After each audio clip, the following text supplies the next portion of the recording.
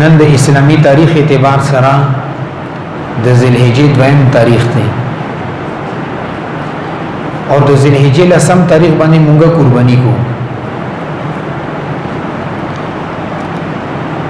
عام طور باندې رسول الله صلی الله علیه وسلم معمول دغه چې د یکم ذوالحجې نه نهم ذوالحجې پورې به روزه نیوله. ذکر روایت کې راغلی رسول الله صلی الله علیه وسلم مبارک راغلی 9 من ذوالحجه چې رسول الله صلی الله علیه وسلم به د اول نه ورځ روزه نیوله. ندی ورځو کې روزه نیول ډېر زیات فضیلت دی اور دی ورځو سره متعلقه نور هم ډېر احکام دي.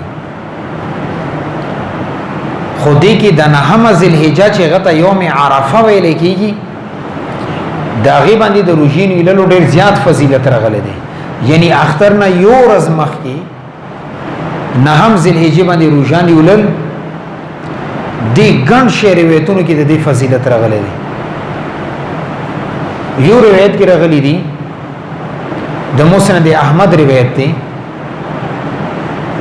چې رسول الله صلی الله علیه وسلم او فرمایلو صيام یوم عرفه د یوم عرفه باندې روزه نیولل یکفر سنتین دا د 2 کلونو ګناهونه معاف کړي. او بیا سره فرمایلو ماضیتن یو هغه کال چې غاتر شوه دی و مستقبلتن اور رتلون کې کال یعنی دی ورځ باندې روزه نیولل د یو کال مخکې او د یو کال وروسته ګناهونه معاف کړي.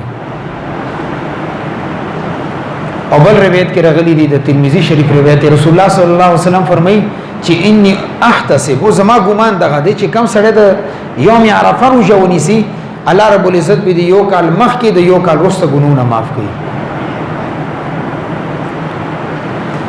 اور یو روایت کې دا راغلی چې یو 2 کاله مخکې 2 کاله ورسته.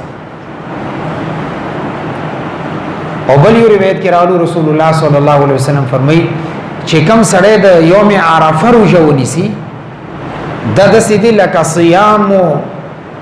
صیام الف یوم د سیدی لکه دی 1000 ورځې روزه ونیوله. یعنی د عرفه یو ورځې روزه نیولل د سیدی لکه 1000 ورځې روزه ونیسي اور یو کال کې 3.5 ورځې دي دینه معلومیږي چې تقریبا 3.5 کال لکه سړی روزه ونیسي. دومره زیات فضیلت راغلی. اور بل روایت کې دا راغلی دي چې کم سړی د عرفه روزه ونیسي یوم عرفه روزه نهم ذوالحجه روزه ندی تعالی رب العزت دسه اجر ورکړي لکه دی یو کال مخکې روزه نیولې او یو کال وروسته روزه نیولې راتلون کې کال. اور حدیث کې چې کوم الفاظ راغلي چې السنه الماضيه کم تیر شوه کال له دغه د سیدی لکه غي کال کې روزه ونیوله والسنه المستقبل کم کال راتلون کې دغه غي کې روزه ونیوله. نو معلومه دا شو چې دی روزه سره یو کال مخکې یو کال وروسته ګناهونه معاف کیږي 2 کاله. اور دی بل روایت نه دا معلومیږي چې یو کال مخکې یو کال وروسته لکه روزه ونیسي اجر ورته دومره ملوي. نه د دې روزه زیات فضیلت راغلي دي. یو سړی ته پکار دادا چې یکم ذوالحجې نه تر نهم ذوالحجې پورې غونډې روزه د ونیسي او کله غونډې روزه نشي نیولای نه اختر نه یو ورځ مخکې د روزه د خامخا ونیسي.